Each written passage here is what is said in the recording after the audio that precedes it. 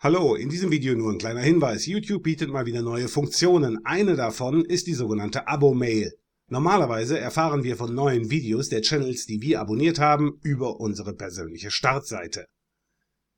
Jetzt ist allerdings nicht jeder regelmäßig auf YouTube unterwegs oder will sich nicht täglich einloggen und kann sich daher auch eine E-Mail zuschicken lassen, wenn ein YouTuber ein neues Video hochgeladen hat, also ein YouTuber, den man dann auch gleichzeitig abonniert hat.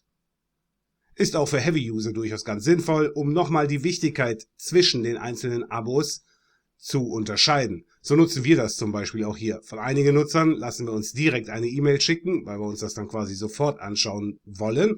Und von anderen, die wir ebenfalls im Abonnement haben, sagen wir uns dann halt einfach, das reicht, wenn wir das sehen, wenn wir beim nächsten Mal wieder auf YouTube sind.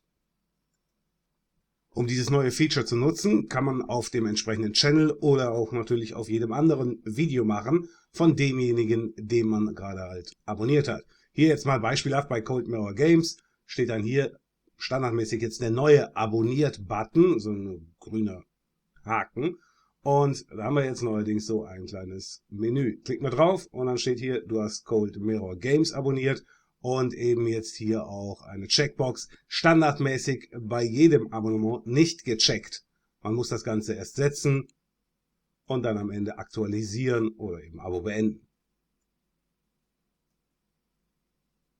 Ganz kurz, so schaut es dann aus, wenn dann eben eine entsprechende Mail reinkommt von YouTube, eben Cold Mirror Games hat soeben ein Video hochgeladen. Also durchaus eine sinnvolle Geschichte. Was denken Sie? Okay.